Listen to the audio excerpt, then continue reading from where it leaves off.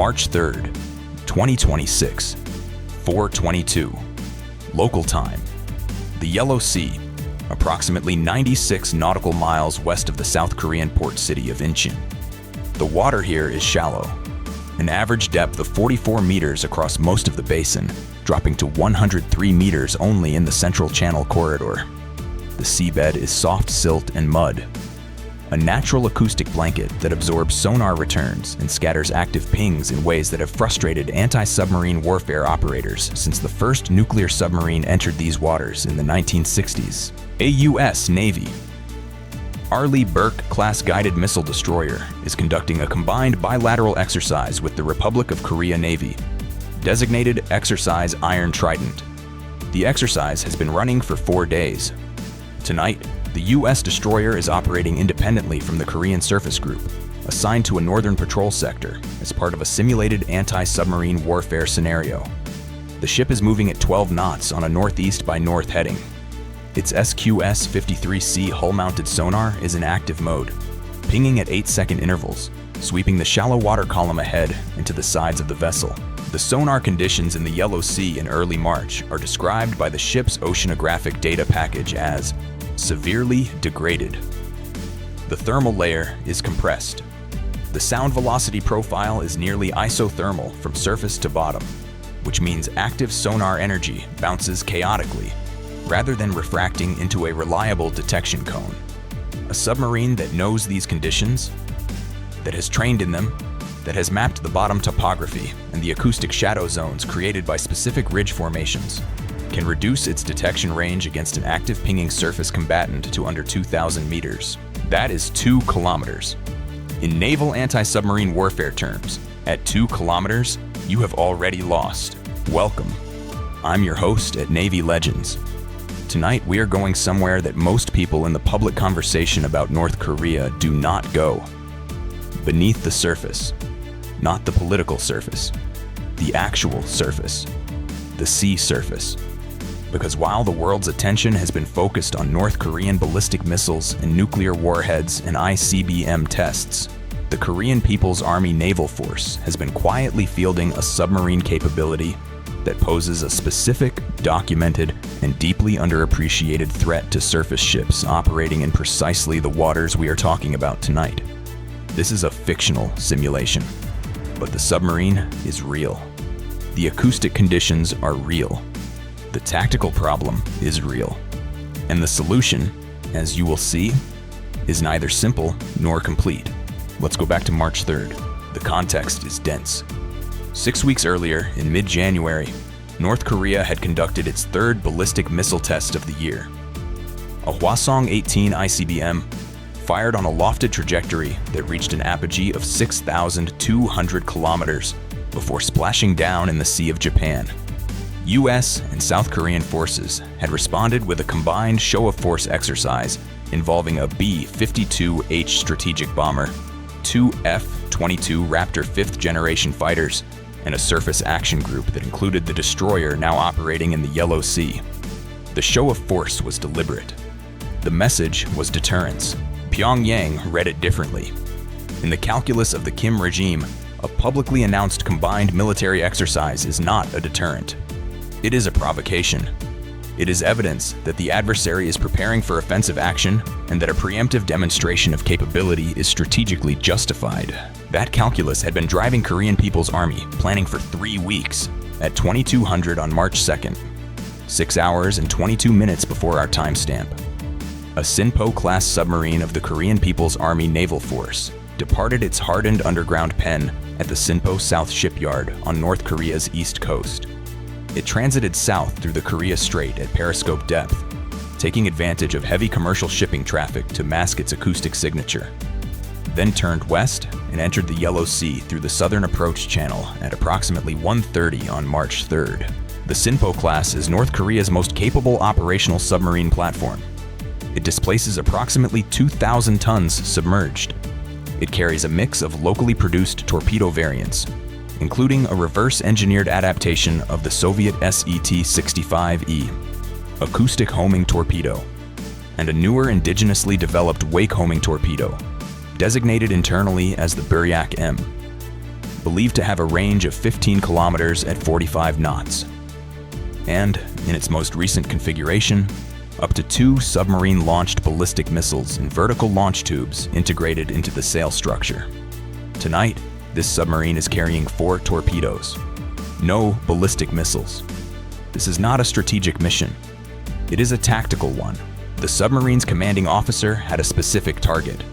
Not a general engagement. Not a patrol.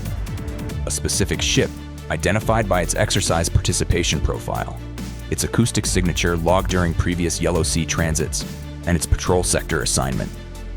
Information that North Korean naval intelligence had derived through a combination of signals collection, satellite imagery of the exercise formation, and, according to a classified assessment filed by DIA in February 2026, but not yet distributed to fleet commanders, penetration of a Republic of Korea Navy administrative network that had handled exercise planning communications. That last element, the intelligence penetration, is the detail that will define every after-action review, every congressional hearing, and every doctrinal revision that follows what happens next. At 4:08:33, the Sinpo submarine reached a firing position it had been approaching for 47 minutes. Hull down on a silt ridge, 2,200 meters off the destroyer's projected track, waiting in what submariners call an ambush posture. Engines at minimum turns. Horizontal planes adjusted to maintain depth with no propulsion noise. Silent. The SQS-53C sonar aboard the destroyer had been pinging continuously. In the 47 minutes the submarine had been closing to this position, the active sonar had returned no clear contact. 12 times the sonar team had flagged a possible contact, a return that looked marginally inconsistent with the background. 12 times the evaluation had concluded the return was consistent with a bottom reflection, a thermal discontinuity, or biological scatter. 12 times the assessment was no contact. The 13th ping at 4:08:51 returned a return that the sonar supervisor classified in 4 seconds as a possible submarine contact. He immediately called it possible subsurface contact, bearing 273, range estimated under 2,000 meters. Classification, possible submarine. The words under 2,000 meters hit the Combat Information Center like a physical blow. At 2,000 meters, even at maximum ship speed, the destroyer could not maneuver out of torpedo firing range before a weapon already in the water would reach it. The tactical action officer had one viable option: immediate commencement of evasive maneuver, active torpedo decoy deployment, and ASROC counterattack against the estimated contact position, all simultaneously before confirmation on the basis of a possible classification. She took 2.1 seconds to make the call. All ahead flank, right full rudder, deploy Nixie, load ASROC, weapons free on the contact. The orders went out at 4:08:58. The submarine had fired at 4:08:41, 17 seconds earlier. 2 Buryak-M wake-homing torpedoes were already in the water. The wake-homing torpedo is a specific and deeply problematic weapon class for surface ship defense. Unlike acoustic homing torpedoes, which chase the noise signature of the target, the wake-homing torpedo follows the physical disturbance, the turbulent column of water and microbubbles that a ship's propeller leaves behind it. Acoustic decoys, the AN/SLQ, 25 Nixie, deployed as a towed array behind the ship, are effective against acoustic homers. Against a wake homer, the Nixie has limited effect. The torpedo does not care about sound. It is following a river of disturbed water that a 9,000-ton destroyer at 12 knots writes clearly across the Yellow Sea. The first countermeasure that works against a wake-homing torpedo is maneuver. Specifically, a hard turn that breaks the wake pattern and forces the torpedo to search. The second countermeasure is speed. A wake homer loses lock if the ship's speed creates a disturbance the weapon cannot maintain tracking on. The third countermeasure is depth, but surface ships do not have depth. Only submarines have depth. At 4:08:58, when the maneuver order went out, the destroyer was at 12 knots. At a head flank, it could accelerate to 30 knots in approximately 90 seconds. In those 90 seconds, the first Buryak-M torpedo was closing at 45 knots, 23 meters per second, from an initial range of approximately 1,600 meters based on the firing solution reconstruction. 1,600 meters at 23 meters per second. 69.5 seconds to impact if the torpedo maintains direct approach. The hard right rudder maneuver, initiated at 4:08:58, began braking the wake track at 4:09:11. 13 seconds into the turn, when the ship had swung 22 degrees off its original heading. The first torpedo lost wake lock at 4:09:14 and entered search mode, a circular search pattern at 400-meter diameter. It reacquired the new wake track at 4 hours, 9 minutes, and 31 seconds, 17 seconds of search. The torpedo was now tracking the ship's new heading. The ASROC, anti-submarine rocket, left the VLS at 4:09:03, 5 seconds after the maneuver order. The RUM-139 VLASROC is a rocket-propelled delivery system that carries a Mark 54 lightweight torpedo to a pre-computed drop point, where the torpedo enters the water and begins its own autonomous search. Against a contact classified as possible at an estimated range under 2,000 meters, the ASROC drop point was computed at 1,400 meters, bearing 273 degrees. The center of the probable contact zone. The ASROC impacted at 4:09:14. The Mark 54 torpedo entered the water 11 seconds later and began its search pattern. At 4:09:41, the Mk-54 achieved acoustic contact on the Sinpo submarine. The submarine had begun its escape maneuver. Maximum turns, hard dive to bottom proximity, activating a torpedo countermeasure device that ejected a cloud of chemical bubble makers and acoustic reflectors behind it. The Mark 54's guidance system evaluated the countermeasure and selected the strongest acoustic contact. The submarine itself, 340 meters ahead of the decoy cloud. The Mark 54 struck the Sinpo submarine on the starboard quarter at 4:09:58. The Mark 54 carries a 44-kilogram PBX N-103 high-explosive warhead. Against a 2,000-ton pressure hull at 40 meters depth, a direct hit from a Mark 54 produces catastrophic flooding of at least one compartment and structural damage sufficient to prevent the submarine from maintaining depth control. The Sinpo submarine, struck on the starboard quarter aft of the sail, lost propulsion and began descending toward the bottom. The Yellow Sea at that position is 47 meters deep. The Sinpo came to rest on the bottom at 4:10:41, listing 18 degrees to starboard, flooding in the aft engineering compartment with the forward compartments, crew quarters, torpedo room, control room. Structurally intact, the submarine was disabled. It was not destroyed. Meanwhile, the second Buryak-M torpedo was still running. The first torpedo had reacquired the ship's wake and was tracking. The second torpedo, fired 4 seconds after the first on a slightly divergent bearing, had followed an independent search profile and was now converging from a bearing 14 degrees, different from the first weapon's approach track.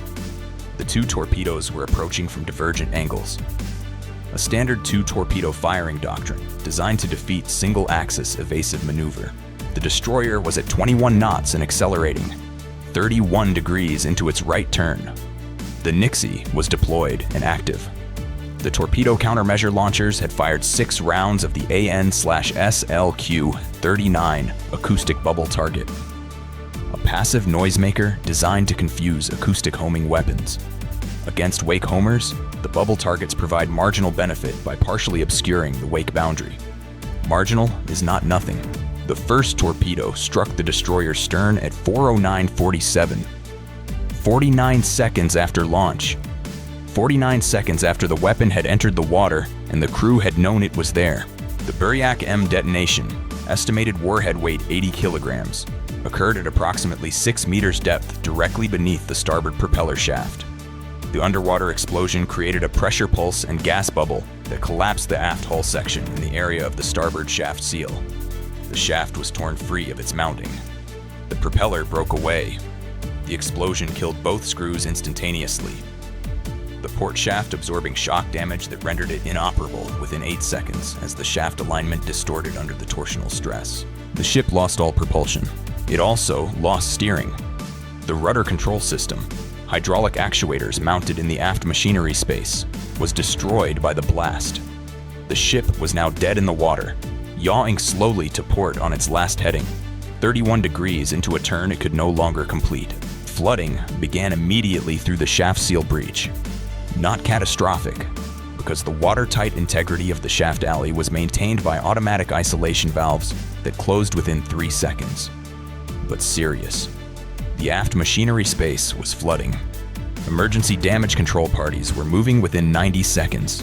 The second torpedo, having tracked on the new wake, arrived 6 seconds after the first and detonated 22 meters aft of the first impact point, directly beneath the ship's transom. This detonation was shallower. The torpedo's depth keeping had been partially disrupted by the turbulence from the first explosion, and struck at approximately 3 meters depth against the external hull plating rather than beneath the keel. The second blast opened a hull breach approximately 0.7 square meters in area just above the waterline on the port quarter. Flooding through this breach was rapid. The ship's list, developing as the aft sections flooded, was accelerating the ingress on the port side. Within 4 minutes of the second impact, the ship had a 9-degree port list and was down 2 meters at the stern. 11 sailors were killed outright in the 2 explosion zones. 7 in the aft engineering spaces and 4 in the stern damage control party that had been moving toward the first impact when the second detonation occurred. 29 were wounded. The ship's executive officer, who had been moving aft to personally direct damage control, was among the critically injured, with blast trauma and burns to the lower extremities. The ship was alive. Barely. The second ASROC, a backup shot fired at 4:09:19, 16 seconds after the first, had entered the water and was searching. Its Mark 54 torpedo acquired a second contact at 4:10:14. Not the Sinpo, which was already on the bottom and had stopped active propulsion, but the acoustic noise of the submarine's torpedo countermeasure device, still cycling. The Mk-54 tracked the countermeasure device for 22 seconds before losing it and reverting to search. It did not find the submarine again. The Sinpo was on the bottom, silent, flooding slowly in its aft compartment, waiting. At 4:12:00, a Republic of Korea Navy P-3C, Orion maritime patrol aircraft operating 70 miles to the south, monitoring the exercise area on a routine sector sweep, received the destroyer's emergency transmission on guard frequency. Mayday, mayday, mayday. Torpedo impact. Flooded aft sections. Loss of propulsion. Require immediate assistance. Position follows. The P-3C crew diverted immediately and was overhead the stricken destroyer at 4:31:17. They dropped 3 sonobuoys in a pattern around the estimated submarine contact position. At 4:34:08, sonobuoy 2 painted a clear bottom contact, a large metallic object on the seabed, 47 meters depth, 1,100 meters, bearing 261 from the destroyer's last recorded position. The Sinpo submarine was located. The P-3C crew reported the contact to exercise command at 4:34:20 and began preparing a Mark 54 torpedo drop from the aircraft's weapons bay. Authorization to prosecute the submarine contact, which by this point was on the bottom. Not actively maneuvering, with unknown crew survival status, required a decision from US Pacific Fleet Command. The decision was not immediate. There were multiple considerations. Was the submarine still a threat? What was the status of its crew? What were the diplomatic implications of sinking a North Korean submarine in international waters versus capturing it? That deliberation took 14 minutes. Authorization to prosecute was granted at 4:48:12. The P-3C dropped 2 Mark 54 torpedoes on the bottom contact at 4:49:04. Both detonated. The post-engagement assessment, conducted by a US Navy salvage team that reached the site 31 hours later, determined that the submarine had been fatally damaged by the second set of torpedo impacts. The pressure hull had collapsed in the forward section, indicating that survivors in the forward compartments at the time of the second strike had not survived. The first ASROC strike had disabled the submarine. The second P-3C strike had sunk it. The diplomatic response moved with extraordinary speed for its domain, which is to say, it moved slowly by any other measure. North Korea issued no statement for 11 hours after the engagement. When the statement came, it characterized the incident as an unprovoked attack on a DPRK naval vessel conducting a legitimate patrol in international waters, and described it as a grave act of war that would be answered at a time of the DPRK's choosing. The United States released satellite imagery within 6 hours, showing the Sinpo submarine's pen empty at Sinpo South Shipyard, cross-referenced with AIS data, showing no commercial vessel in the area of the torpedo attack at the time of the engagement, cross-referenced with the acoustic recordings from the P-3C sonobuoys, confirming a submarine contact. The case for self-defense was solid. It was presented to the UN Security Council at an emergency session the following afternoon. China vetoed the resolution. Russia abstained. The Security Council moved on. The destroyer was towed to Busan by 2 Republic of Korea Navy tugs that reached her at 8:44. She entered the dry dock at Busan Naval Base under a security cordon. The repair estimate was 8 to 14 months. The intelligence investigation. The DIA assessment that North Korean naval intelligence had penetrated a Republic of Korea administrative network to obtain the exercise patrol sector assignments was confirmed within 72 hours. The penetration had been active for at least 6 weeks. The specific data compromised included patrol sector assignments, sonar equipment configuration parameters, and the acoustic library profile of the US destroyer. The precise information needed to plan an ambush in degraded sonar conditions. That investigation generated more classified paperwork, more urgent interagency communication, and more heated internal debate than the torpedo attack itself. This is what Navy Legends finds most important about the Yellow Sea engagement. The torpedo worked. The acoustic conditions worked. The intelligence preparation worked. A submarine that the world's press routinely describes as outdated and poorly maintained. Part of a Navy that is dismissed in most Western analysis as a relic of 1970s Soviet technology. Executed a tactically sophisticated ambush that disabled a frontline US surface combatant, killed 11 sailors, and then survived long enough on the bottom that the question of whether to finish it required a 14-minute command authority deliberation. Underestimating a military force because its hardware is old is one of the most consistent and expensive mistakes in the history of warfare. Outdated submarines, operated by crews who have trained for decades in specific shallow water acoustic conditions, who have mapped every silt ridge and thermal layer in their home waters, who have nothing to lose and have been told their entire military lives that they are preparing for exactly this moment. Those submarines are not a relic. They are a threat. The Yellow Sea has 44 meters of average depth and 1.38 million square kilometers of area. The Korean People's Army Naval Force operates an estimated 70 submarines. Most of them are small. Most of them are old. Most of them, in a sustained high-intensity conflict, would not survive the first 72 hours. But in the first 72 hours, in the ambush window, before air and surface anti-submarine assets can establish coordinated coverage, a diesel-electric submarine in shallow water, silent on the bottom, is one of the most dangerous things in the ocean. March 3rd was not a warning. It was a demonstration. Stay informed. Stay vigilant. I'll see you in the next one.